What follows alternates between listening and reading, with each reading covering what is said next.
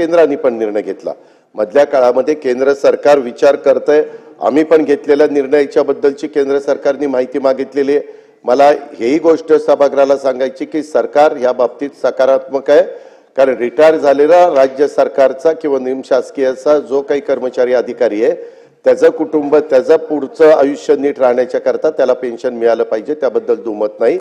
परंतु ते पेन्शन मिळत असताना कसं द्यायचं काय द्यायचं ह्याच्याबद्दलची 3 लोकांची कमिटी सुबोध कुमार, बक्षी आणि श्रीवास्तव हे सन्माननीय रिटायर झालेले जे काही अधिकारी आहेत, चांगले अधिकारी होते, त्यांनी प्रशासनात चांगलं काम केलं, याबद्दलची त्यांना फार चांगली माहिती प्लॅनिंगची फायनान्सची आहे, अशांची ती कमिटी केलेली होती। खूप काही त्यांनी वेगवेगळ्या संघटनांशी चर्चा केली आणि ती चर्चा करून मग तशा पद्धतीचा प्रपोजल पुढे आलेला आहे आणि त्याच्याबद्दल आम्ही त्याला मान्यता दिली। कारण मागे मुख्यमंत्र्यांनी सांगितलेलं होतं की नागपूरचं अधिवेशन संपायच्या आत त्याबद्दलचा निर्णय राज्य सरकार घेईल आणि राज्य सरकारने तो निर्णय घेतला आणि तशा पद्धतीने जाहीर केलेला आहे।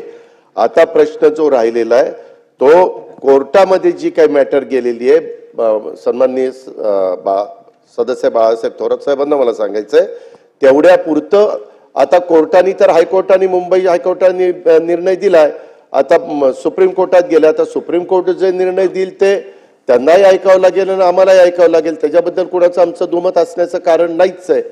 पण नंतर तो 10% आणि 14% अध्यक्ष महोदय त्याच्या पगाराच्या 10% आणि आमचे 14% आमच्या म्हणजे सरकारचे, अशी ती रक्कम वाढत वाढत वाढत तो रिटायर होईपर्यंत मोठी रक्कम मिळणार आहे।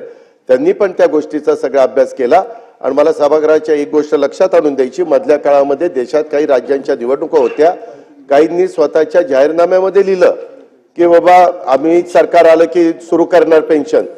अध्यक्ष महोदय, पेन्शन सुरू होणार आहे ते 2030 पासून सुरू होणार आहे, त्याच्यामध्ये आम्ही पण त्यांच्याकडनं माहिती मागवली, तुम्ही कसं पेन्शन सुरू करणार, काय सुरू करणार, अजूनही त्या वेगवेगळ्या राज्य सरकारनी तशा पद्धतीनं माहिती आम्हाला दिलेली नाही।